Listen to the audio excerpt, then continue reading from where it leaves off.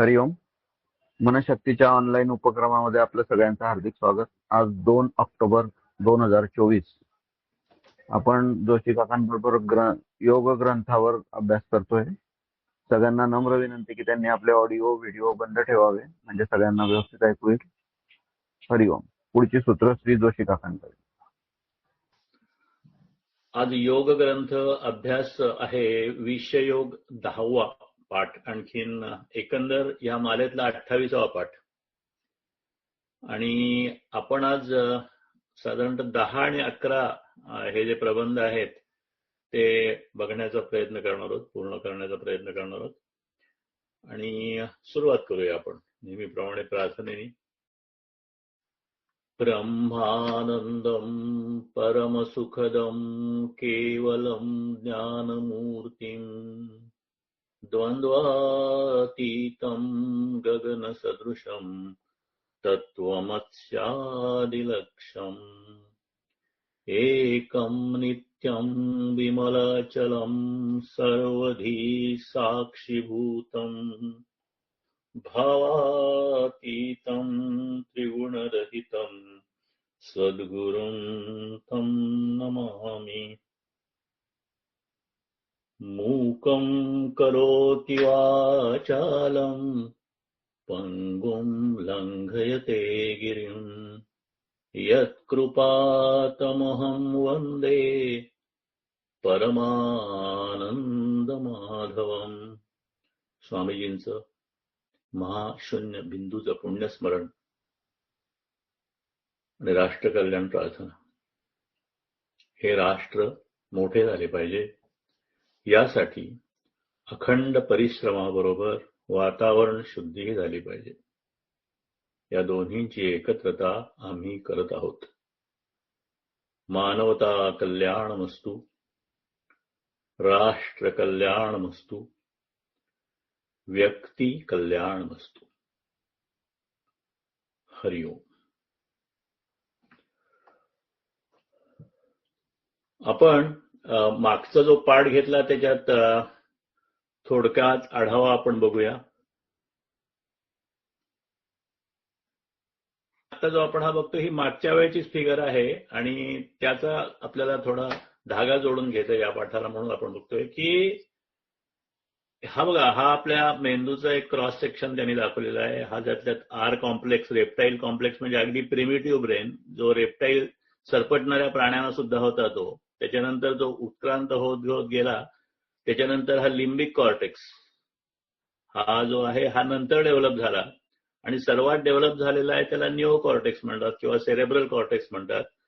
आणि अशा पद्धतीने माणसाचा जो मेन आहे त्याच्या मेंदू आहे त्याच्यामध्ये हा निओ कॉर्टेक्स आणि हा अत्यंत ऍडव्हान्स मेंदू, ज्याला आपण विचार करणारा मेंदू, सतसत विवेक बुद्धी असलेला मेंदू म्हणतो, तो फक्त माणसाकडे आहे, बाकी कुठल्या प्राण्यांकडे नाही. बाकी त्यांच्याकडे विचार असू शकतात, भावना असू शकतात, त्या काही प्रमाणात विचारांची, पण त्याला साधारणतः अध्यात्मशास्त्रामध्ये ह्या सगळ्या माणूस सोडून सगळ्या योनींना भोगयोनी म्हणतात.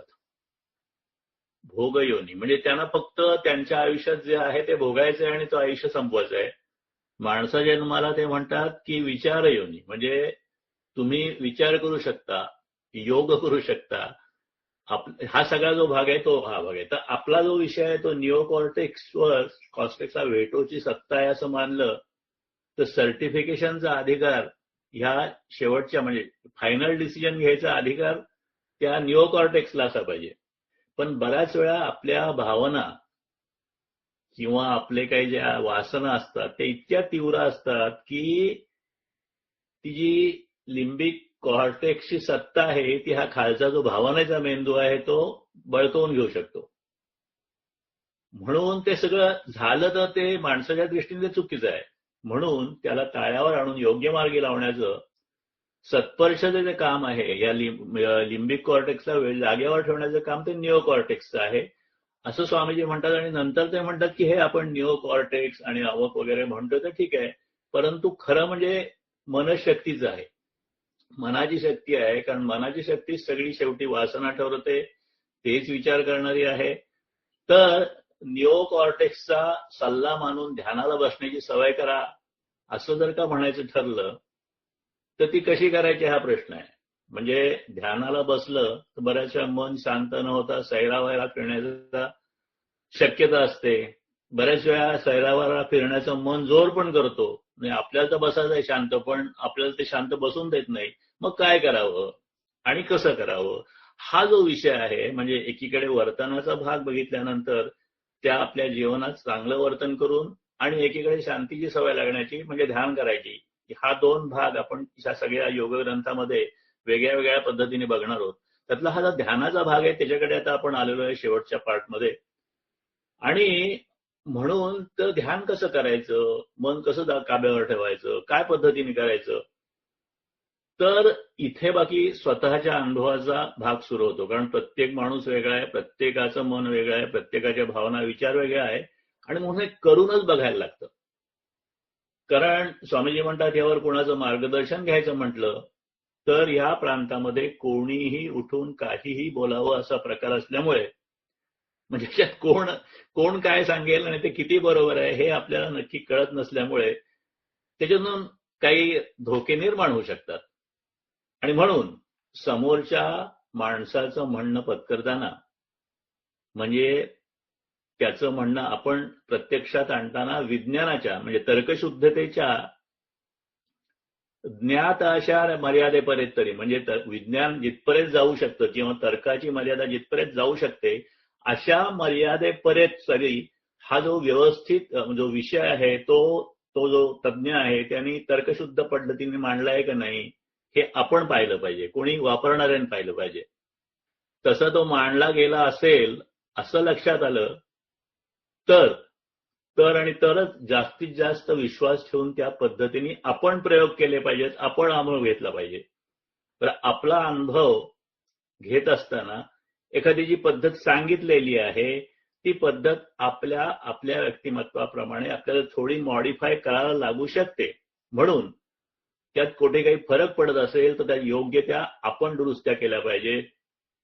कारण किती जरी स्टँडर्ड इव्हॉल्व्ह केली पद्धत की बाबा अशा पद्धतीने ध्यान करावं तरी सुद्धा व्यक्ती तेवढ्या प्रकृती ह्याप्रमाणे थोडासा फरक पडू शकतो आणि ते थोडंसं जोळसपणे ज्याने त्यांनी बघायला पाहिजे.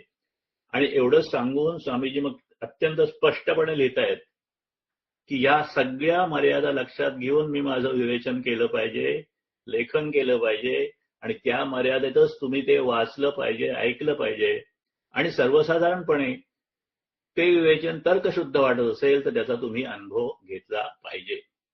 अशा पद्धतीने हे सगळं व्यवस्थित विवेचन करून दिल्यानंतर किंवा सगळी मांडणी करून दिल्यानंतर स्वामीजी आपल्याला परत क्वाशस करतात की आपल्याला आपल्या पद्धतीने हा सगळा अनुभव घ्यायचा आहे. आणि ह्या दृष्टीने प्रयोगाच्या प्राथमिक अटी अशा आहेत. म्हणजे ह्या दृष्टीने आपल्याला प्रयोग करायचा ठरला तर आपल्या अटी अशा आहेत की असेल तर अनुभवासाठी श्रद्धेने पूर्ण तयारी करा. एकदा बसल्यानंतर परत मला शंका नको.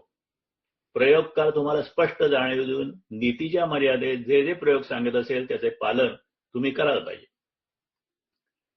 तुम्हाला आवश्यक वाटलं तर तुमच्या व्यक्तिमत्वाची चाचणी आणि आवश्यक वाटल्यास तुमच्या आहार व्यवस्थेत जेवढे शक्य होतील तेवढे जास्तीत जास्त बदल तुम्ही केले पाहिजेत.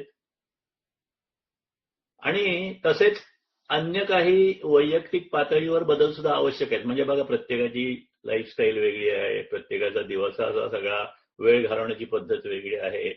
कोणी लवकर उठू शकेल, कोणी पहाटे उठू शकणार नाही. काही म्हणजे जे काही असतील त्याचे वैयक्तिक बऱ्याच गोष्टी आहेत तर त्या सुद्धा मग शेवटी आपल्यालाच ते फाईन ट्यून करायला पाहिजेत. त्याच्यानंतर महत्वाचं सूचित योजनाबद्ध सामाजिक कार्यासाठी सत्कर्म पथ्य करायला पाहिजे. कारण निष्काम कर्म नसेल तर मग साधना होतच नाही. म्हणून थोडं तरी सत्कर्म पथ्य करायला पाहिजे.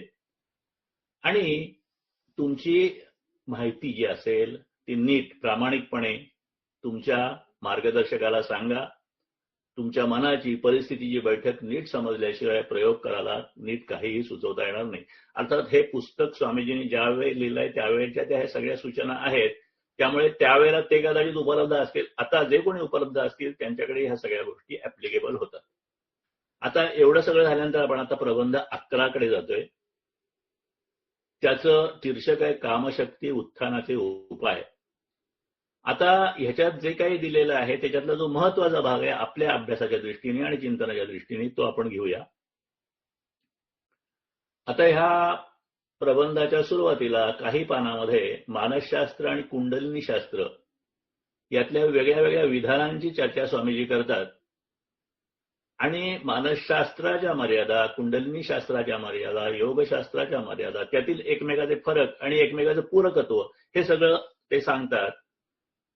आणि त्या पुस्तकाच्या आपल्या विषयोग पुस्तकाच्या पान 153 वर एक लेखाचा संदर्भ देऊन त्यांनी पुढे ते वर्णन करतात. आता असं वर्णन करतात की कुंडलिनी योगानुसार वीर्याच्या एका थेंबातून मानवी शरीर आणि मन विकसित होतात. गर्भाशयात हा थेंबाचा एक बुडबुडा तयार होतो. जन्मणाऱ्या बालकाचं मन त्यापासून तयार होतं आणि शरीर डोक्यापासून वाढवून तयार होतं. म्हणजे त्या सुरुवातीपासून ही सगळी वाढीची प्रक्रिया होते आणि सुरुवातीला जो काही भाग शरीरात तयार होतो तो डोक्याचा असतो, म्हणजे मेंदूचा असतो, असं हे स्टेटमेंट आहे असं मला कळतंय. या सिद्धांतामुळे शरीर आणि मन याचे संबंध स्पष्ट होतात. म्हणजे शरीर निर्माणाऱ्या मनाचा शरीरावर कसा ताबा चालतो, म्हणजे ते सुरुवातीला जो बुडबुडा तयार होतो त्याच्यापासून मन तयार होतं, मनापासून डोक्याच्या पेशी आणि मग डोक्याच्या पेशीपासून सगळ्या शरीराची वाढ होऊन मग ते 9 महिन्यात ते बालक पूर्ण होतं. म्हणून शरीर आणि मन यातले संबंध ह्या दृष्टीने स्पष्ट होतात असं म्हणून स्वामीजी म्हणतात. आता सहस्त्रार चक्र म्हणजे आपल्या मेंदूचं, आपल्या शरीरातलं सर्वात वरचं चक्र, जे आपल्या काय म्हणतात ते डोक्याच्या अगदी वरच्या भागाला जिथे शेंडी असते त्या ठिकाणी असतं असं म्हणतात. आणि हा सगळ्या चक्रांची आपण थोडी ह्या पुस्तकात नसेल तरी सुद्धा आपण माहिती घेणार आहोत आपल्या माहितीसाठी, एक रेफरन्ससाठी. त्याचा आपल्याला उपयोग होईलच असं नाही, परंतु असलेली माहिती बरी, कारण आपण या चक्राबद्दल जो बोलतोय म्हणून. तर ह्या सहस्त्रार चक्राच्या म्हणजे पांढऱ्या मेंदूच्या अप्पर सेरेब्रमच्या वरच्या भागात ब्रह्मन आणि शक्ती एकत्र वास करतात आणि हा परमात्म्याचा एक अंश असतो आणि कुंडलिनी शक्तीचं उगमस्थानी हेच असं वर्णन आलेलं आहे. आणि स्वामीजी म्हणतात की या अवर्णात उल्लेख आहे की कुंडलिनी योगानुसार वीर्याच्या एका थेंबापासून शरीर आणि मन विकसित होतात. पण इथे लेखकाने अधिक खुलासा करायला हवा होता की वीर्य हे मनाला योग्य वाहक असेल, पण वीर्य मन निर्माण करू शकतं का आणि निरू शकतं असं कुंडलिनी योग म्हणत नाही. म्हणून हे जे त्यांनी स्टेटमेंट दिलेलं आहे कुंडलिनी योगानुसार वीर्याच्या एका थेंबापासून काय शरीर आणि मन विकसित होतात, त्याच्यावर स्वामीजींनीच एक थोडंसं इथे एक शंका निर्माण केलेली आहे. पण ते म्हणाले ते असो, आपण ही माहितीसाठी बघतोय आणि वैज्ञानिक पद्धतीने स्वामीजींनी मनाची स्वतंत्र व्याख्या तयार केलेलीच आहे, ती आपण बुद्धियोगामध्ये बघणार आहोत. आता हा जो भाग आहे ह्याच्यातला हा बघा, हा आता हे चित्र बघा, याच्यामध्ये हे फक्त जस्ट रेफरन्ससाठी आहे, आपल्याला कळलं पाहिजे असं नाही किंवा या चित्राचं कळण्याचं टेन्शन घ्यायला पाहिजे असं नाही. हा सेरेब्रन जो म्हटलेला आहे त्याला मोठा मेंदू म्हणतात आणि अप्पर सेरेब्रन म्हणतात, तो समजा ह्या इथे असेल, ह्या इथे कुठेतरी, तर इथे कुठेतरी ते सहस्त्रार चक्र असतं आणि हे चक्र सहस्त्रार चक्र आहे, त्या हे चित्र आहे. आणि हे सेरेब्रनचं दुसरं भाग आहे आणि आपण ज्याला लोब्स म्हणतो, आपण लोब्सचा वेगळे वेगळे लोब्स, त्यांचं फ्रंटल लोब, पेरिएटल लोब, त्याची सगळी सुद्धा इथे चित्र आहे. आणि त्यातला जो वरचा सेरेब्रनचा भाग आहे हा इथे दाखवलेला, त्या ठिकाणी तो असेल. एवढं लोकेशनसाठीच आपण हे बघतो. तर विषयोग ग्रंथातील वेगळ्या वेगळ्या पुस्तकांच्या आणि संदर्भाचा हवाला देऊन स्वामीजी म्हणतात की नास्तिक विचारवंत, म्हणजे आत्तापर्यंत जी आपण चर्चा केलेली आहे, जे संदर्भ बघितलेले आहेत, ज्याच्यात शास्त्रज्ञ आलेत, त्याच्यात विचारवंत आलेत, काही संत आलेले आहेत, काही अस्तिक लोक आहेत, काही नास्तिक लोक आहेत, अशा सगळ्या सर्व जुन्या आणि नव्यांचे असे निष्कर्ष काढले आहेत. काय त्या आत्ता आपण बघितले ते, तरी सुद्धा मला मांडायचे मुद्दे निराळे आहेत, ते सांगतो आणि अखेरच्या उपायांकडे वळू. आणि म्हणून स्वामीजींनी या पुस्तकामध्ये दिलेलं आहे की आपण म्हणजे न्यूवेनी नव्याने मांडलेले मुद्दे काय आहेत, तर ते असे आहेत. 1. न्यूवेची 5 वैशिष्ट्य. म्हणजे हे सगळं आपलं बघून झालं आणि न्यूवेनी जे काही विशेष मांडलेलं आहे त्याचा सुद्धा उल्लेख स्वामीजी करतात की एक म्हणजे मनाची बुद्धिनिष्ठ व्याख्या केलेली आहे. मनाची बुद्धिनिष्ठ व्याख्या म्हणजे आपल्याला आता ज्यांनी थोडंफार अभ्यास केलेला आहे, वाचलेला आहे, किंवा ज्यांचा इथे मनशक्तीशी जास्त संबंध आहे त्या सगळ्यांना माहिती असेल की प्रकाश वेगापेक्षा जास्त जे प्रवास करू शकतं, वेग असू शकतं, त्याला मनाची व्याख्या केलेली आहे. म्हणजे जे अजड नाही, जे जड आहे, जडाला प्रकाश वेगाची मर्यादा आहे. एनिवे तो विषय नंतर येणार आहे. पण वैशिष्ट्यामध्ये हे पहिलं भाग मनाची बुद्धिनिष्ठ व्याख्या केली, त्यामुळे मन आणि जड शरीर यांच्या सीमारेषा स्पष्ट झाल्या. 2. भारतीय योग तज्ञामध्ये अनेक एकमेकात मतभेद आहेत. म्हणजे योगतज्ञ जरी भारतीय असले तरी प्रत्येकाच्या अभ्यासाप्रमाणे आणि आपल्याकडे आपल्या ह्या परंपरेमध्ये मतभेद मांडायला अत्यंत सोप आहे, म्हणून तर आपल्याकडे अनेक दर्शनं झालेली आहेत. तसं भारतीय योगतज्ञामध्ये एकमेकांमध्ये मतभेद आहेत. आणि तसेच अलीकडे काही गेली 100-125 वर्ष 150 वर्ष विवेकानंदांनी हा प्रसार सुरू केल्यापासून पाश्चिमात्य योग तज्ञ सुद्धा हा अभ्यास करतायत आणि त्यांच्यात सुद्धा मतभेद आहेत. आणि इतकंच नाही तर शरीरशास्त्रात सुद्धा अनेक परस्पर विरोध दिसतात.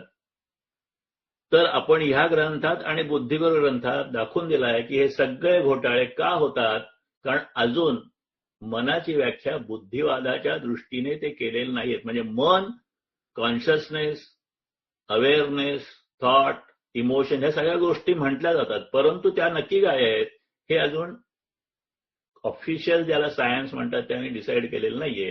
तर ह्याची चर्चा आणि ह्याचे संदर्भ बऱ्याच वेगळ्या वेगळ्या पुस्तकात आहेत, परंतु इथे आपण फक्त वैशिष्ट्य लक्षात घेतोय.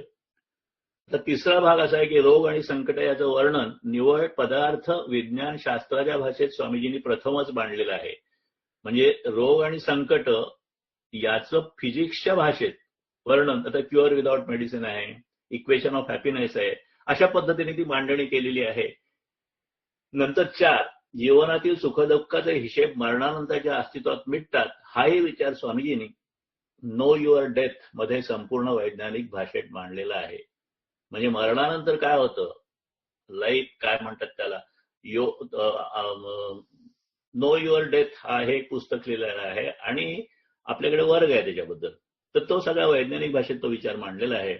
नंतर 5वा मुद्दा महत्वाचा असा आहे की शरीरामध्ये प्रत्येक पेशीला स्वतंत्र मन असतं आणि सगळं मिळून एक संघटक मन शरीरामध्ये असतं, हा विचार मांडलेला आहे. आणि ह्या सगळ्या पुराव्यासवर मांडणी करून ह्या माइंड पॉवर हा शेवटी लिहिलेला ग्रंथ आहे स्वामीजींनी. मी त्या सगळ्याचा एकत्रित आराखडा मांडलेला आहे. ही 5 वैशिष्ट्ये इथे मुद्दाम ठेवतात समजून, कारण एकीकडे आता आपल्याला प्रयोग सुरू करायचा आहे, स्वतः अनुभव घ्यायचा आहे. तो अनुभव घेताना स्वतःचा अनुभव परफेक्ट होण्यासाठी काहीतरी आपल्याला विचार पण करायचा आहे, त्या दृष्टिकोनातून हे सांगितलेलं असावं इथे.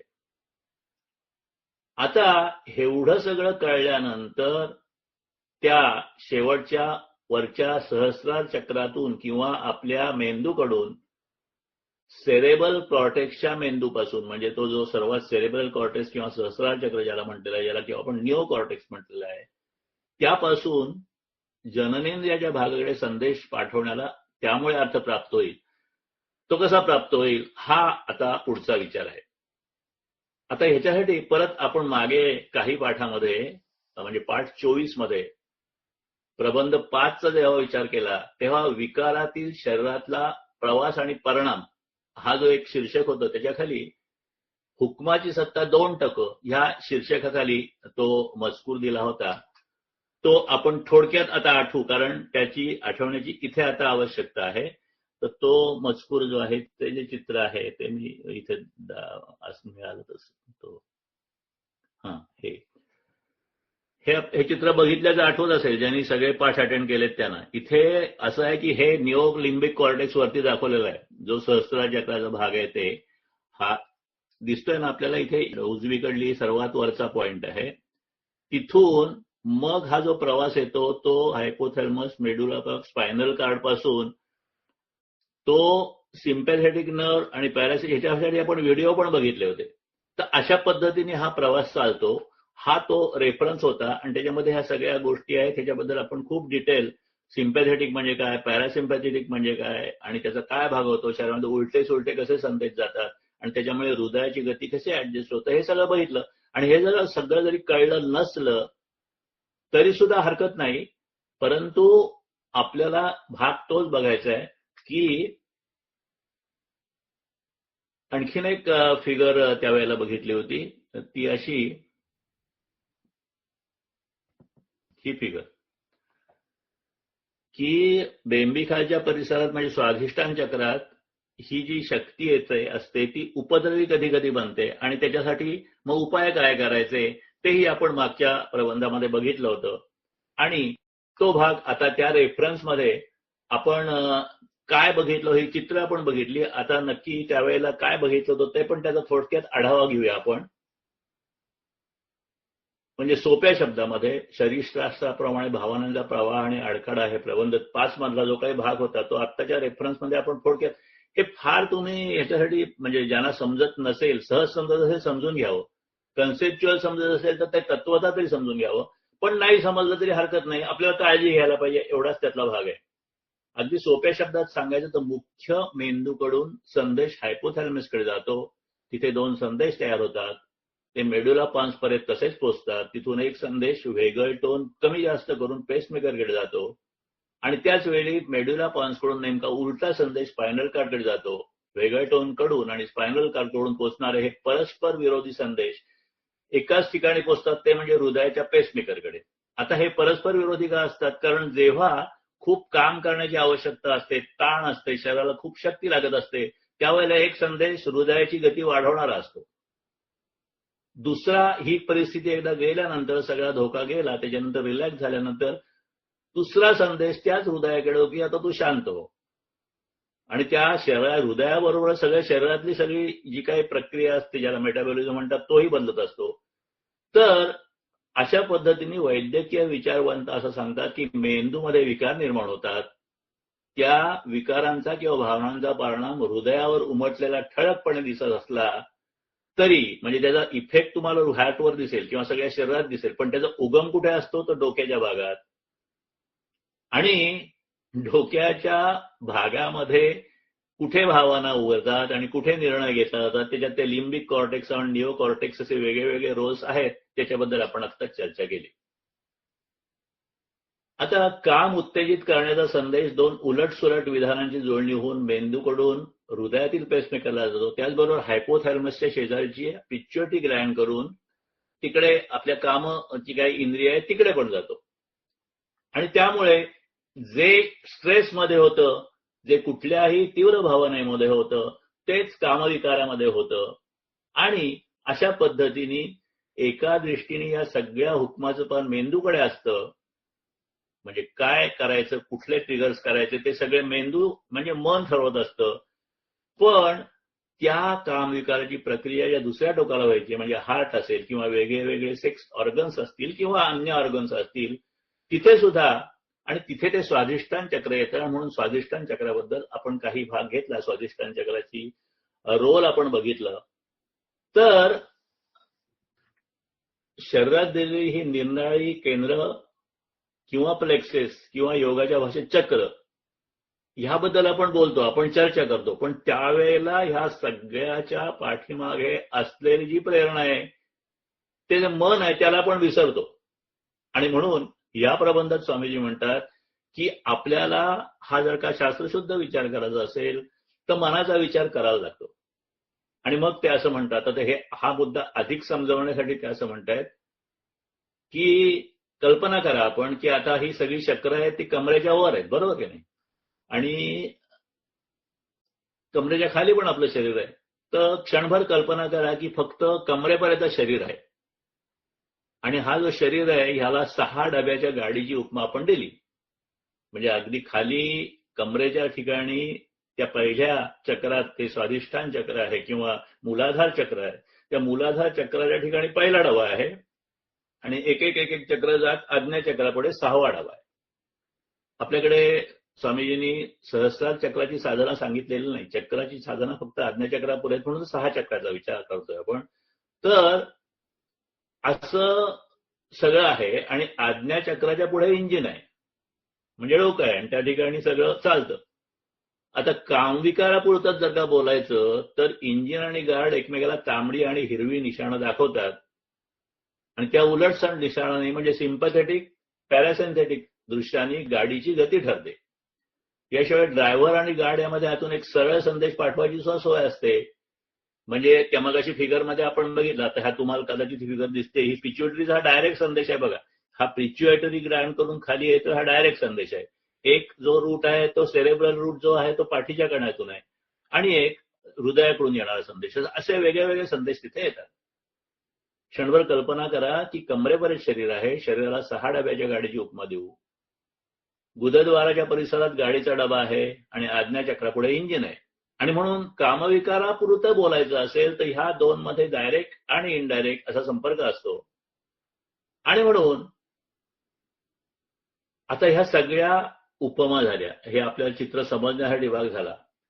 पण ते जे इंजिन आहे, हे जे डबे चालवतं किंवा जिथून ते येतात संदेश वेगळे वेगळे, डायरेक्ट इनडायरेक्ट, वाया हार्ट म्हणजे हृदयाकडून किंवा प्रत्यक्ष पाठीच्या कण्याकडून किंवा डायरेक्ट मेंदूकडून, ते जे येतात ते जो हा असतो इंजिन चालवणारा असतो, तो इंजिन असतं ते, पण इंजिन काय आपोआप चालत नाही, इंजिनात माणूस बसवा लागतो. तसं 6 केंद्राच्या म्हणजे प्लेक्सेक्सच्या तुमच्या या डब्यामध्ये खरा ड्रायव्हिंग फोर्स कुठला असेल, तो जो ड्रायव्हर कोण असेल, तो या वरच्या डब्यात बसलेला भाग म्हणजे आहेला पण दिसत नसलेला, म्हणजे बसलेला पण दिसत नसलेला आणि ज्याच्या इच्छेप्रमाणे गाडी चालणारा असं गार्ड म्हणजे आपलं मन आहे, असं स्वामीजी म्हणतात. म्हणून आता हे कन्क्लुडिंग वाक्य हे महत्वाचं आहे. हे समजलं तरी बाद झालं, बाकी काही नाही समजलं तरी. म्हणून योगाच्या सगळ्या प्रक्रिया सुचवताना सगळा शरीरशास्त्राचा विचार झाला पाहिजे, योगशास्त्राचा, कुंडलिनी शास्त्राचा विचार झाला पाहिजे, तसाच या मनाचाही सुद्धा लॉजिकल पद्धतीने विचार झाला पाहिजे. आणि म्हणून मनाचा निश्चय कुठला आहे, मनाचा संकल्प कुठला आहे, आणि एकदा मनाचा निश्चय झाला की आणि त्याने ठरवलं की नाही मला ह्या प्रयोगात भाग घ्यायचा आहे, मला ह्या प्रत्यक्ष प्रयोग म्हणजे ह्याचा अनुभव घ्यायचा आहे, तर त्याच्या अटी सुद्धा आपण आत्ताच म्हणजे मागच्या प्रबंधात पाहिल्या आणि आज त्याचं रिव्हिजन केलं. आणि ह्या पार्श्वभूमीवर समतोल ध्यान कसं करावं ह्याचा स्वामीजी म्हणतात उपाय मी तुम्हाला सांगतो. आता इथपर्यंत आपण आलो, मग समतोल ध्यान कसं करायचं हा पुढचा भाग आहे. इथपर्यंतचा जो भाग आहे तो आपण जास्तीत जास्त सोपा करून समजून घेण्याचा प्रयत्न केलेला आहे. आता ह्याच्यापुढे प्रत्यक्ष समतोल ध्यान कसं करावं हा विषय येतो. पण ध्यान करत असताना काय पार्श्वभूमी आहे, आपण शरीरशास्त्राचा काय विचार केला, आपण योगशास्त्राचा काही विचार केला, त्या शरीरातल्या वेगळ्या वेगळ्या शक्ती प्रवाहांचा विचार केला किंवा योगाच्या वेगळ्या वेगळ्या चक्रांचा काही विचार केला, अजून पुढे करणार आहोत. या सगळ्या पार्श्वभूमीवर आणि काही पर्सनल फॅक्टर्स व्यक्तिगत आणि काही श्रद्धेचे आणि काही स्वतःच्या विचारशक्तीचे उपाय हे सगळं करून झाल्यानंतर मग समतोल ध्यान कसं करावं ते विचार स्वामीजी आता मांडतात त्या पुस्तकामध्ये. आणि हा ध्यान विचार आपल्याला व्यवस्थित समजून घेतला पाहिजे, कारण प्रत्येक योग पुस्तकामध्ये ध्यान हा उपाय आहे, षडचक्र ध्यान हाच उपाय आहे, परंतु कुठल्या कामासाठी काय पद्धतीने ध्यान करायचं ह्याच्याबद्दलची काही बारीकीची म्हणजे काय तपशील ज्याला म्हणतात, छोटे छोटे तपशील आहेत, खूप महत्वाचे तपशील आहेत, ते आपल्याला इथे बघायला मिळतील किंवा अभ्यास करायला मिळतील.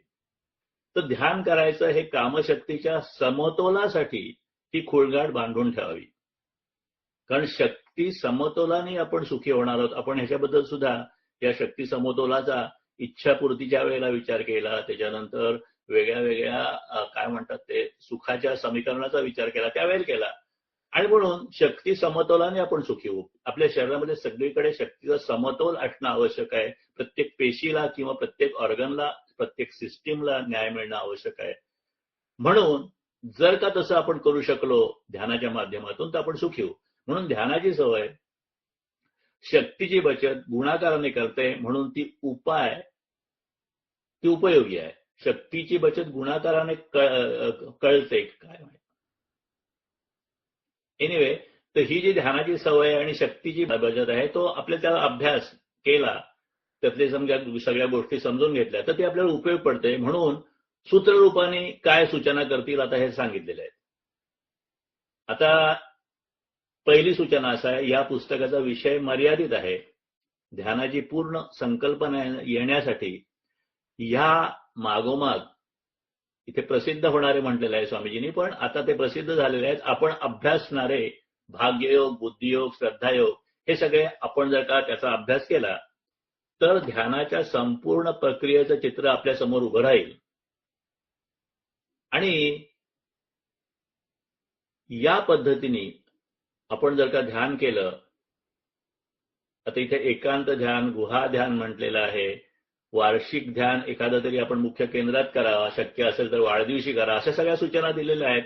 परंतु आता त्या प्रॅक्टिकली किती जमतील माहीत नाही, परंतु ध्यान करणं आवश्यक आहे आणि त्या सगळ्या समतोल ध्यान कसं करावं याच्याबद्दलच्या सूचना आहेत. आणि परत स्वामीजी म्हणतात की 10व्या प्रबंधात सांगितलेल्या त्या 5 सूचना त्या ज्या आत्ता आपण बघितल्या त्या अशा आहेत. परत योग्य वाटत असेल अनुभवासाठी श्रद्धेने पूर्ण तयारी, प्रयोगकार तुम्हाला स्पष्ट जाणीव देईल, नीतीच्या मर्यादेत जे प्रयोग सांगत असेल त्याचं पालन, आवश्यक वाटल्यास तुम्ही तुमच्या व्यक्तिमत्वाची चाचणी आणि आहार व्यवस्थेत जेवढे बदल करायचे तेवढे बदल आवश्यक करा. नंतर योजनाबद्ध कार्यासाठी, सामाजिक कार्यासाठी काही सत्कर्म पथ्य, सत्कर्माचं व्रत घेतलं पाहिजे आणि ह्या परिस्थितीमध्ये आपली सगळी माहिती व्यवस्थित आपल्या जो कोणी मार्गदर्शक असेल त्याला सांगून हा प्रयोग करावा. आणि हे नाही केलं तर काही उपयोग होणार नाही किंवा सूचना काही वेगळं सुचवता येणार नाही असं स्वामीजी म्हणतात. ह्या 2 गोष्टी सांगितल्यानंतर स्वामीजी म्हणतात 3 कुठेतरी श्रद्धा ठेवावी. संकल्प केलेल्या कुठल्याही निस्वार्थ संस्थेकडून किंवा व्यक्तीकडून शक्ती घेता येते आणि ह्याच्याबद्दलची माहिती वेगळ्या वेगळ्या पद्धतीने दिलेली आहे. परंतु निस्वार्थ संस्थेत किंवा जर व्यक्ती असेल, तुमचे गुरु असतील, तुमचे ज्ञानी मार्गदर्शक असतील, तुमचे कोण हितचिंतक असतील आणि असं त्यांचं निस्वार्थ कार्य असेल किंवा अशी संस्था असेल तर तिथे श्रद्धा ठेवा. नंतर 4 आपण विश्वास स्थळाकडे आपण बसणार असलेल्या स्थळाची आणि ध्यानाची वेळ कळवा. ध्यान षटचक्र प्रती आकृती सुरुवातीला काही दिवस समोर आवश्यक वाटल्यास ठेवावी. ही आकृती उपलब्ध आहे, आता आपण सुद्धा हे फोटो बघतो आणि या पुस्तकामध्ये उपलब्ध आहे किंवा अधिक चांगल्या पद्धतीने ती कुठेतरी उपलब्ध होऊ शकेल. आणि ती सुरुवातीलाच लागते कारण नंतर आपल्या एकदा डोक्यात तो सगळा विषय बसला की आपल्याला ती आकृती ध्यानासाठी लागणार नाही. आपली जागेची आणि वेळेची ध्यानाची वेळ का कळवावी तर त्याचं कारण आहे की तर जे विश्वासस्थळ ज्या ठिकाणी आपण आपलं हे कळवणार आहोत त्यांना सुद्धा त्याबद्दलची काही माहिती असेल तर शक्ती जुळवणूक अधिक चांगल्या पद्धतीने होऊ शकेल. आणि एवढं सोडून दुसऱ्या कुणाचंही मार्गदर्शन नको असलं तर स्वतःचाच कुठला तरी आत्मनिश्चय मनाला पटवून द्यायचा आणि तो पाळायचा. नंतर पुढचं स्वामीजी म्हणतात 5वी सूचना आहे की रोज 15 मिनिटं ध्यानाला बसा. स्थळ आणि वेळ शक्यतो कसोशीने पाळा. म्हणजे एका ठिकाणी एका वेळेला 15 मिनिटं 20 मिनिटं बस, याच्यापेक्षा जास्त करण्याची गरज नाही सुरुवातीला, नंतर वाटलं तर ते वाढवा. नंतर 6वी विवाहितांनी ध्यानाला बसताना पद्मासन किंवा सुखासन घालून बसण्यास हरकत नाही. हे पुस्तक फक्त विवाहितांसाठी आहे म्हणून त्यांनी विवाहितांची सूचना दिलेली आहे. परंतु ज्यांना अशा पद्धतीने काळजी घेता येणार नाही आणि स्वाधिष्ठान चक्रवर ध्यान करणं धोक्याचं वाटेल त्यांनी काय करावं हे सुद्धा पुढे सांगितलेलं आहे. त्यांनी एवढंच सांगितलेलं आहे की त्यावेळेला मूलाधार चक्रातून स्वाधिष्ठान चक्राकडे कल्पना न करता ती प्लीहा चक्राकडे, म्हणजे प्लीहा नावाचं जे आपल्याकडे ऑर्गन आहे शरीरामध्ये त्याचे चित्र पण आपण पुढे बघणार आहोत किंवा मनशक्तीच्या वेबसाईटवर किंवा माझ्या याच्यामध्ये मनशक्तीच्या युट्यूबवर मला वाटतं हे याचं म्हणजे इतर विवाहित नसलेल्या लोकांनी किंवा ब्रह्मचार्यांनी कसं ध्यान करावं याच्याबद्दलची माहिती सुद्धा उपलब्ध आहे, ती आपण नंतर बघू. परंतु विवाहितांनी ध्यानाला बसताना पद्मासन किंवा सुखासन घालून बसण्याला हरकत नाही. एवढं झाल्यानंतर 7 डोळे मिटावे. पाठीच्या कण्याखाली एक पवित्र शक्ती आहे, कुंडलिनी हे तिचं प्राचीन नाव आहे आणि ती शक्ती जी आहे ती तिथून आपण उचलण्याचा संकल्प करावा. डिस्टर्ब करू नये, परंतु हळूहळू आपल्या सहज गतीने ती जर का वरती गेली तर ती जावी असा संकल्प मनात करायचा, उचलायची नाही, फक्त संकल्प करायचा. 8 डोळे मिटल्यानंतर प्रथम गायत्रीचा उच्चार, म्हणजे तत्त्ववितुरण्यं भर्गो देवस्य धीमहि, त्याचा एकंदर अर्थ असा की मला शुद्ध बुद्धी दे. मंत्राचा एवढाच त्यातला सारांश आहे की मला शुद्ध बुद्धी दे आणि ती शुद्ध बुद्धी आपल्याला सूर्याकडून किंवा सविता देवीकडून मिळू शकते. विषमता ही कुबुद्धी तर समता ही अंतिमता स्वबुद्धी. आणि ह्या समतेचं स्मरण करून खालून वर येत शरीराशी संवाद करणं म्हणजे ध्यान. आता ह्याच्यासाठी गायडेड मेडिटेशन उपलब्ध आहे आपल्याकडे, आपण ते वापरतो किंवा त्या टेक्स्ट किंवा त्या सगळ्या वेबसाईटवर सुद्धा किंवा युट्यूब चॅनलवर आहेत उपलब्ध किंवा केंद्रात सुद्धा त्या उपलब्ध होऊ शकतात. नंतर एकदा त्या शरीराशी संवाद म्हणजे ध्यान सुरू झालं की समतेची भावना मनात ठेवणं महत्वाचं आहे. कारण आता आपण बाह्य समतेची गोष्ट करत नाही, आपण आंतरसमतेची गोष्ट करतो आहोत. म्हणून ती भावना समतेची म्हणजे प्रत्येक शरीरातला भाग महत्वाचा आहे, पेशी महत्वाची आहे आणि आपल्याला आपल्या शरीराला सुद्धा न्याय दिला पाहिजे. जशी बाहेर समता पाहिजे तशी आपल्या मनात सुद्धा वृत्तीची समता पाहिजे. हे बॅकग्राऊंडला ठेवणं महत्वाचं आहे. नंतर पुढची सूचना 9वी, मूलाधार चक्रातून शक्ती वर उचलली जाईल. त्यानंतर क्रमाने एक चक्र आणि त्याचा शरीराशी संबंध याचं स्मरण करीत प्रथम मूलाधार, नंतर स्वाधिष्ठान, मणिपूर, अनाहत अशा चक्रातून शक्ती वर येईल. त्याचा शांततेने अनुभव घेत, अनाहत चक्राशी शांतीचा अनुभव घेत, गळ्यातील विशुद्ध चक्राशी शब्द शून्य होत आणि अखेर 2 डोळ्यामधील आतल्या बिंदूवर म्हणजे आज्ञा चक्रावर एकाग्र व्हा. पण एकदा तिथे पोचल्यानंतर आणि एकाग्रता झाल्यानंतर काही क्षणामध्ये सगळ्या आज्ञा थांबवा.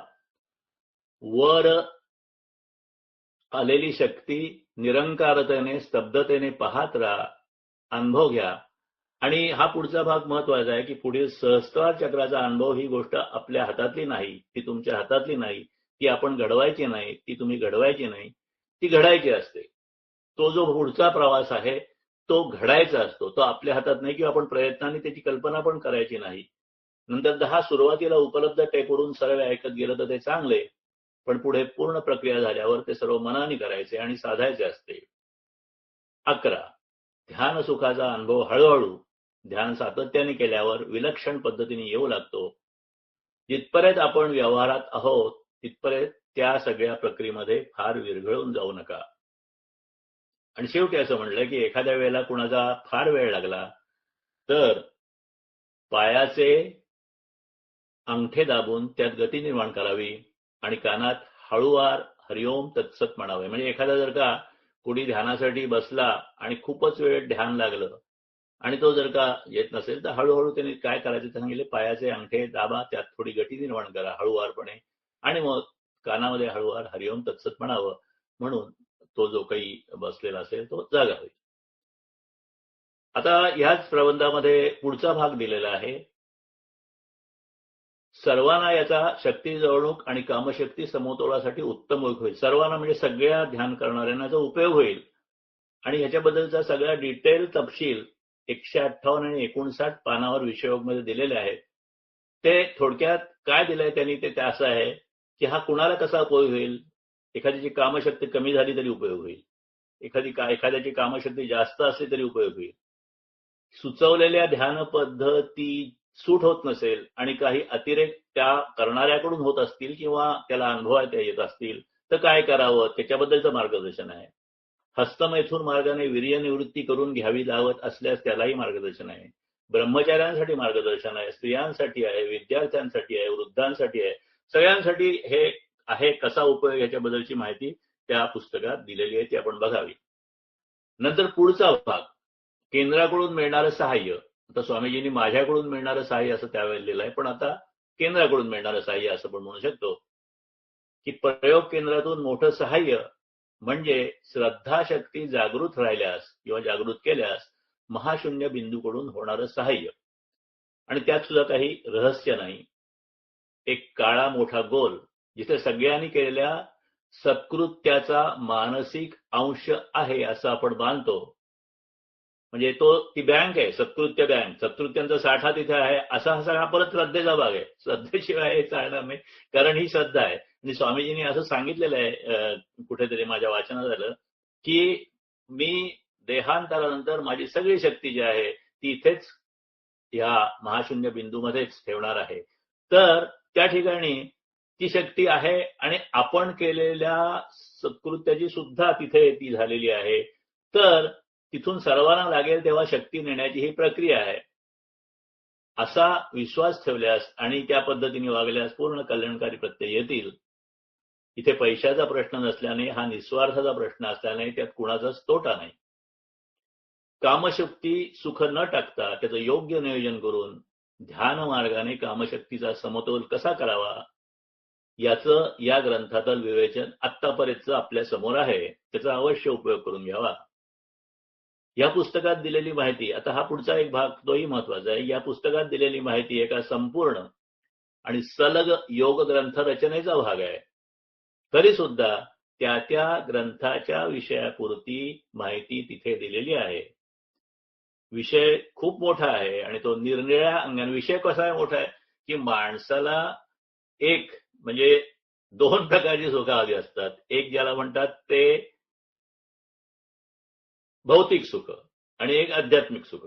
आता आध्यात्मिक सुखाची फार काळजी आपण काही करत नाही, पण भौतिक सुखाची जरी काळजी करायची असेल तर भौतिक सुखामध्ये सुद्धा काही श्रेयस गोष्टी असतात, म्हणजे ज्या योग्य गोष्टी असतात त्या, आणि काही प्रेयस गोष्टी असतात, म्हणजे मला आवडतात त्या गोष्टी असतात. आता मी आवडती गोष्ट केली आणि ती सुद्धा जर का चांगली असेल तर करायला हरकत नाही, परंतु बऱ्याच वेळा आपल्याला आवडणाऱ्या प्रत्येक गोष्टी आपलं कल्याण करणाऱ्या असतातच असं नाही. म्हणून तो श्रेयस वेयस विचार हा सुद्धा आपल्याला ह्या दोन जो विचार आहे त्याच्यामध्ये हा एक विचार भौतिक विचारामध्ये सुद्धा आपल्याला हा हे करायला लागतं की आपल्याला ऑब्जेक्टिव्ह ठरल्यानंतर त्या ऑब्जेक्टिव्हकडे जाण्यासाठी काही पथ्य पाळायला लागतात. हा एक मोठा विषय म्हणजे एक भौतिक विषय. आणि योग ग्रंथ श्रद्धा योगामध्ये किंवा आपल्या सगळ्या प्रार्थनामध्ये हा आध्यात्मिक विचार किंवा पारमार्थिक विचार पण करतात. आणि म्हणून स्वामीजी म्हणतात विषय खूप मोठा आहे. आता ह्या योग ग्रंथामध्ये या सगळ्यांचे विषय आणि परत शक्ती योग मध्ये सगळ्यांच्या एकत्रित शक्तीचा विषय आणि सर्व कल्याणाचा विषय, हा सगळे विषय विश्व कल्याणाचे ज्याला म्हणतात किंवा प्रत्येक मानवता कल्याणाचे विषय ज्याला म्हणतात ते आलेले आहेत. विषय खूप मोठा आहे आणि तो निरनिराळ्या अंगाने द्यायचा ही मर्यादा समजावून घेऊन वाचकांनी हे पुस्तक वाचलं असेल ही अपेक्षा आहे, किंवा याचा अभ्यास केला असेल अशी अपेक्षा आहे, समजून घेतलं असेल अपेक्षा आहे. आणि आता ह्या ठिकाणी मलाही सांगितलं पाहिजे की जरी माझ्याकडून मी जास्तीत जास्त प्रामाणिक प्रयत्न करत असेल समजून द्यायचा, तरी माझ्याही मर्यादा आहेत. मलाही काही गोष्टी समजल्या असतील तर मी त्याच्या मांडलेल्या आहेत, परंतु त्याच्यामध्ये सुद्धा काही डिफिशियन्सी असतील तर त्या प्रत्येकाने आपापल्या पद्धतीने दुरुस्त करून घेणं आवश्यक आहे. आता ह्या म्हणजे विषययोग ह्या ग्रंथाचा आणि इतर जे योग ग्रंथ आहेत त्या सगळ्या ग्रंथांचा एकत्र उपयोग कसा करायचा याच्याबद्दल ते म्हणतात. 160 पानावर दिलेला आहे विषयोगच्या. अखेर हा सगळा अनुभवाचा प्रांत असतो. अन्य योग सहग्रंथात मी माझे स्वतःचे ध्यानाचे काही अनुभव नोंदवलेले आहेत. ह्या पुस्तकामध्ये पण स्वामीजींनी स्वतःचे अनुभव एक काही पद्धतीने नोंदवलेले आहेत. त्याच्यात ते म्हणतात की कामसुखाच्या अत्युच्च आनंदाचे जे क्षण असतात त्यापेक्षा ध्यानाची विशिष्ट अवस्था ही काही अंशी स्थिती तशी प्राप्त करून देऊ शकते की अशा स्थितीमध्ये सगळी कामसुख सुद्धा तुच्छ असतात, पण हा सगळा अनुभवाचा प्रांत आहे. आणि हा अनुभवाचा प्रांत जो आहे तो प्रत्येकाने अनुभवाचा असतो. म्हणजे अशी स्थिती की ज्या ठिकाणी आपल्याला सगळी सुख तुच्छ वाटतात आणि ध्यानाचं सुख हे सर्वोत्कृष्ट सुख वाटतं.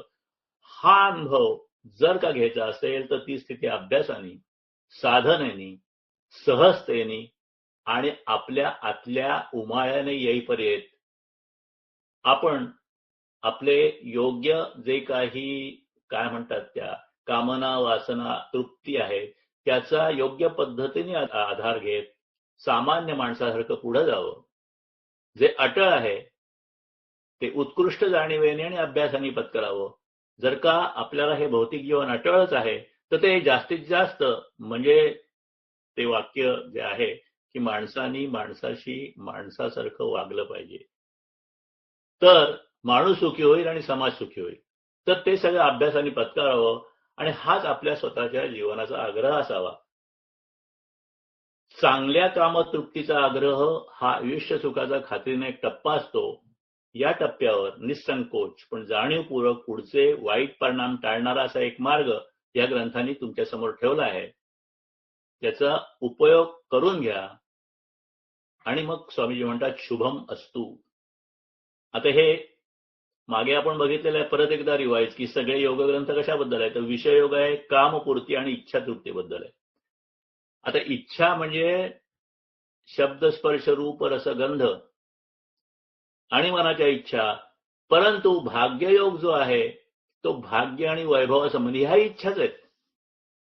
यश, कीर्ती, प्रतिष्ठा अशा ज्या गोष्टी आहेत ना त्या सगळ्या भाग्य वैभवामध्ये येतात. तर त्याच्यासाठी भाग्ययोग आहे. म्हणजे पुढच्या मनाच्या इच्छा असं आपण म्हणू शकतो, ह्या शरीराच्या इच्छा आहे त्या मनाच्या इच्छा असं जर का क्लासिफिकेशन केलं तर भाग्ययोग त्याच्यासाठी आहे. बुद्धियोग आता हे सगळं करण्यासाठी दोन ऑप्शन्स आहेत आपल्याला. एक तर आपण श्रद्धेने हे करू शकतो किंवा आपण तर्क विचाराने करू शकतो. तर्कबुद्धीने ही ध्येय प्राप्ती करायची असेल अशा वृत्तीचे लोक असतील त्यांना बुद्धियोग आहे. आणि ह्या सगळ्याला श्रद्धेची जोड सुद्धा द्यायची असेल, श्रद्धा भक्तीने, आणि ही सुद्धा ब्लाइंड भक्ती नाही म्हणजे अंधश्रद्धा नाही, परंतु योग्य श्रद्धेने आणि योग्य भक्तीने ध्येय प्राप्ती करायची जर का जोड द्यायची असेल तर श्रद्धायोग. म्हणून ह्याच प्रमाण लिहिले आहेत. विषययोग पहिला लिहिलेला आहे, भाग्ययोग दुसरा लिहिलेला आहे, बुद्धियोग तिसरा लिहिलेला आहे आणि श्रद्धायोग चौथा लिहिलेला आहे. आणि मग हे चारही ग्रंथ निवडून झाल्यानंतर ह्याच्यातले जे काही सत्कृत्य करणारे किंवा ह्या पद्धतीने आपल्या जीवनामध्ये चांगलं शांतता आणण्यासाठी किंवा समतोल आणण्यासाठी जे प्रयत्न करणारे त्या सगळ्यांच्या एकत्र साधनेने त्या शक्तीने समष्टीचं कल्याण कसं होईल हा सांगणारा शक्तियोग हा ग्रंथ शेवटी स्वामीजींनी सांगितलेला आहे. आता ह्या ठिकाणी विषयोग जो आहे त्यातले प्रबंध सगळे समाप्त झाले. हे तर पुढे परिशिष्ट आहेत आणि त्या परिशिष्टाचा अभ्यास सुद्धा महत्वाचा आहे, तो आपण करणार आहोत. पण ह्या परिशिष्टामध्ये ह्या षटचक्र ध्यानाचा किंवा शरीराचा संवादाचा विशेष अनुभव घेण्यापूर्वी आपण ह्या षटचक्र बद्दलची अधिक माहिती, मागच्या वेळेला बघा आपण त्या स्वाधिष्ठान चक्राबद्दल थोडी माहिती जास्त घेतली होती, तसे प्रत्येक चक्राची थोडी माहिती कुठल्या तरी बाहेरच्या योग्य रेफरन्स मधून बघण्याचा प्रयत्न करू एका पाठामध्ये. आणि मग ते एकदा बघून झाली, साधारण आपल्याला फेअर आयडिया आली की आपण मग त्याच्यानंतर त्या पुढच्या परिशिष्टाकडे जाऊन त्याचा अभ्यास करूया. म्हणूनच मागच्या वेळी मी म्हटल्याप्रमाणे की आता हे आपलं साधारणतः जे हे आहे काय अभ्यास विषयोग ग्रंथाचा तो एक काही प्रमाणात पूर्णतेकडे चाललेला आहे. अजून 1-2 पाठ होतील, कदाचित एखादा 3 सुद्धा होऊ शकतात. परंतु ह्या ठिकाणी आपली जी काही म्हणजे ही विषय समजण्याचा भाग होता तो पूर्ण झालेला आहे. त्यातला जो पुढचा पूरक भाग आहे तो आपण बघणार आहोत. पण आज आपण या ठिकाणी थांबावं मला वाटतंय, कारण आपल्याला ओंकाराचं ध्यान पण घ्यायचं आहे आणि मग पुढच्या वेळेला योग्य पद्धतीने तो आपण विचार करूया. ठीक आहे, ध्यानाला सुरुवात करूया आपण. त्याच्यानंतर नेहमीची प्रार्थना. आणि तसा तर वेळ होत आलेलाच आहे, 5-10 मिनिटं आहेत आपली, परंतु आज थोडं आपण ध्यान अधिक घेऊ शकतो. तर आपण ध्यानाला सुरुवात करूया.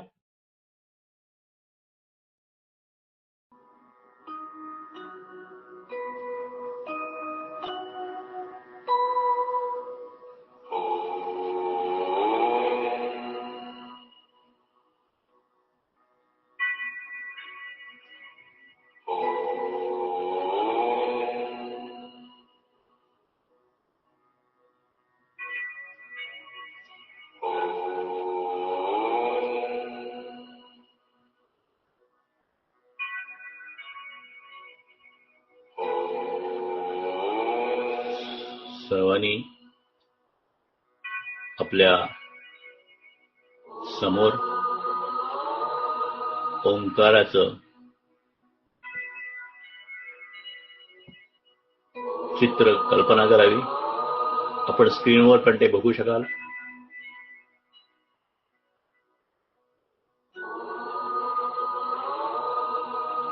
अची आकाराची मीडियम वेव्हलेंथ,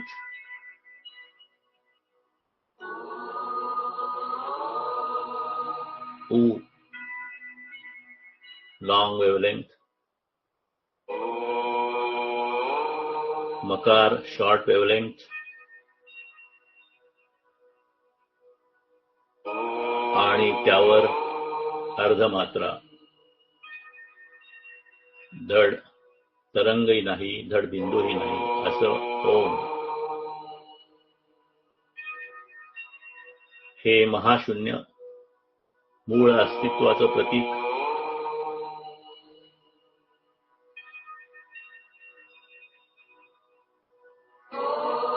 ते शून्य आणि 3 मात्रांनी बनलेलं प्रतीक आहे.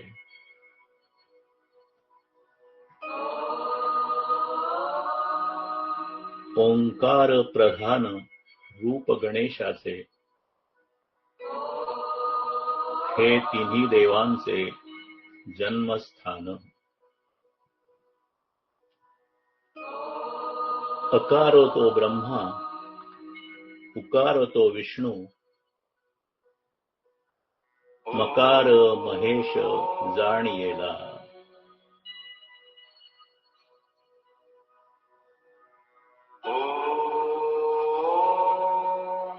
वेद आणि उपनिषदांपासून संत तुकाराम महाराज अनेक ओंकाराचं महत्व सांगितलेलं आहे.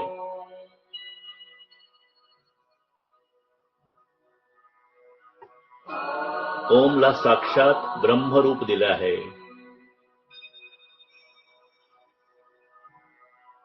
ओंकाराचं ज्ञान म्हणजेच आज्ञात्म ज्ञान असं मंडूक उपनिषदात म्हटलं आहे.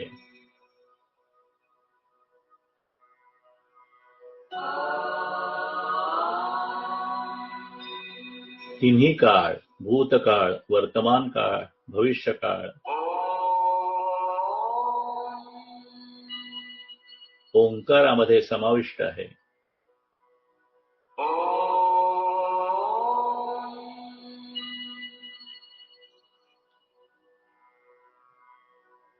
कुठल्याही मंत्राच्या सुरुवातीला ओंकाराने प्रारंभ आणि शेवटी ओंकार घोष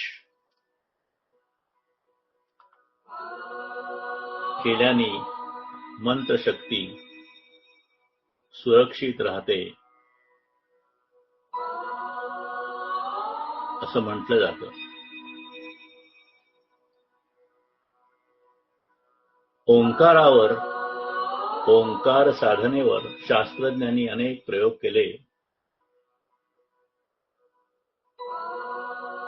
त्यांच्या निष्कर्षाप्रमाणे अनी आपला कंठभाग आणि श्वासनलिका,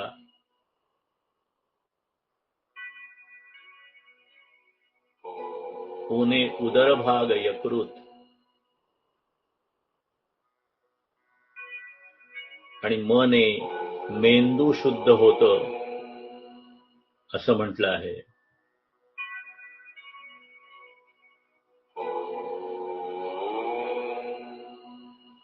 ओम मध्ये ओ आकारात मध्यम लहर, उ आकारात दीर्घ लहर आणि म आकारात लघु लहर, तसंच अर्धमात्रेमध्ये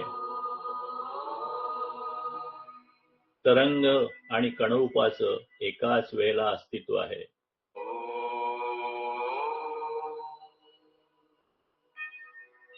ऊर्जा वहनासाठी लागणाऱ्या सर्व प्रकारच्या तरंग लांबी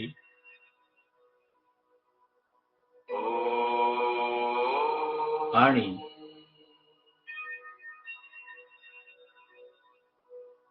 पार्टिकल वेव्ह हे सर्व ओंकारामध्ये आहे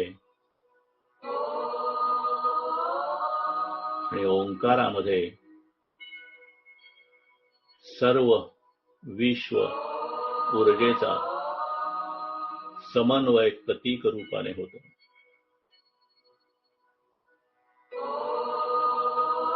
आणि म्हणून ओमवर केलेल्या ध्यानानं आपली विश्वशक्तीची, ज्या विश्वशक्तीपासून सर्व विश्व आणि आपण निर्माण झालेलो आहोत, त्याच्याशी एकरूपता होते.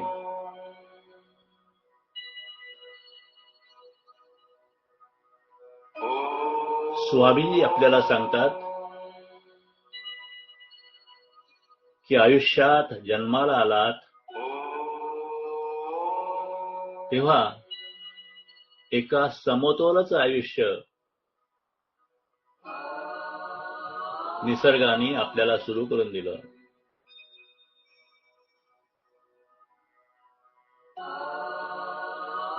जगात असं जगावं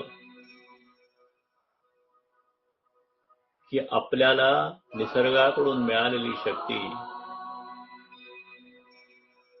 विनाकारण वाया जाणार नाही.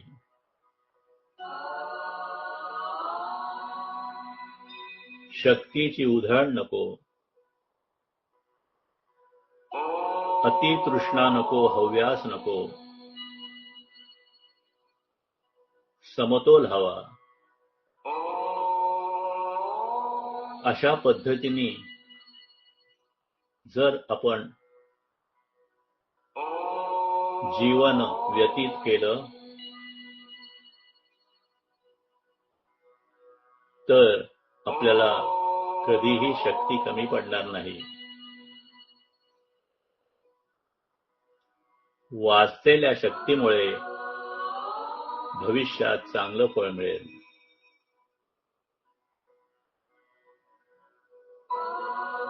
पुढे स्वामीजी म्हणतात, पण लाटांबरोबर खाली आणि वर किती वेळ आम्ही जण हालत बसायचो.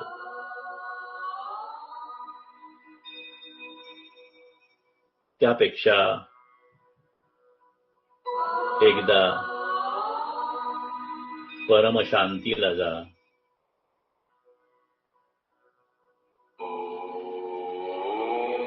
तिथे अर्धमात्र आणि शून्याचा आकार आहे.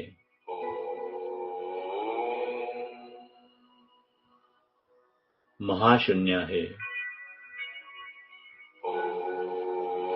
सर्व शक्ती आहे. अनंताचं अस्तित्व आहे.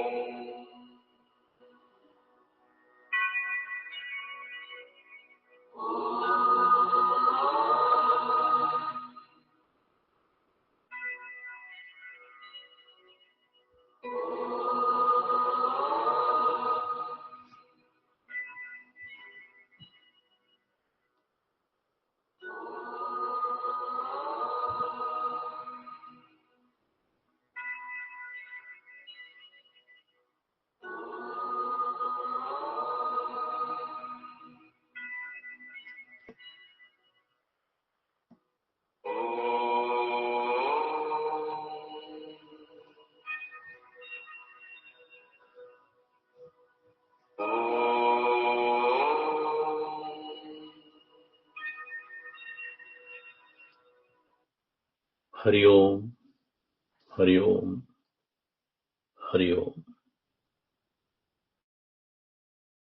प्रार्थनेचं विचार मनात आणूया. माझ्या आंतरिक शक्तीला स्मरून मी माझे स्वतःचे खरे कल्याण करून घेण्याचा निश्चय करीत आहे. माझे व्यक्तिमत्व आजवर मी जसा वागलो तसे बनले आहे. माझ्या यापुढल्या प्रेरणा चांगल्या राखण्याचा मी निश्चय करीत आहे.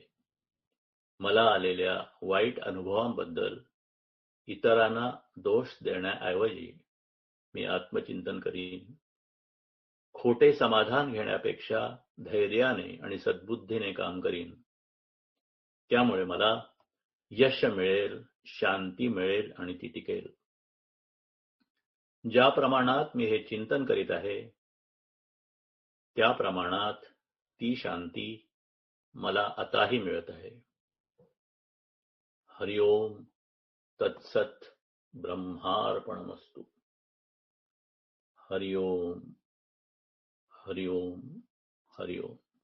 सर्वांना वंदन आणि सर्वांना धन्यवाद. हरिओम. ध्यानाचा अजून आपल्याला बऱ्याच भाग बघायचा आहे चक्र ध्यानाबद्दल किंवा शरीराशी संवादाबद्दल, परंतु बाकीच्या बऱ्याचशा गोष्टी आपण बघितल्या. काय अजून असेल विचाराचं तत्ता विचारू शकता, मला पर्सनली विचारू शकता, आपल्या ग्रुपवर विचारू शकता किंवा आणखीन काही, कारण शेवटी हा सगळा भाग जो आहे तो आपल्याला काहीतरी त्याचा उपयोग व्हावा आणि फक्त काय म्हणतात ते आध्यात्मिक करमणूक न होता काही त्याचा थोडासा हा सगळा भाग आहे, म्हणजे त्या हेतूसाठी आपण हे करतोय. आणि शेवटी स्वामीजींनी जे ज्ञान लिहिलेलं आहे विश्वासाठी किंवा विश्वातल्या सगळ्या लोकांसाठी, ते आपल्याला कळलं तरच आपण इतरांपर्यंत जाऊ शकतो. हाही एक त्यातला भाग आहे आणि म्हणून सुद्धा काही ज्ञानगुणागाराच्या माध्यमातून आपण हे सगळं करतो आहोत. सगळ्यांचं खूप चांगलं सहकार्य आहे. असंच राहावं. धन्यवाद. लगोट करायचं का? हो चालेल. हरिओम. परत पुन्हा भेटूया पुढच्या बुधवारी. ग्रुप ओपन करतोय. आपल्या प्रतिक्रिया सगळ्यांनी ग्रुपवर द्याव्या. हरिओम. सर्वांना धन्यवाद.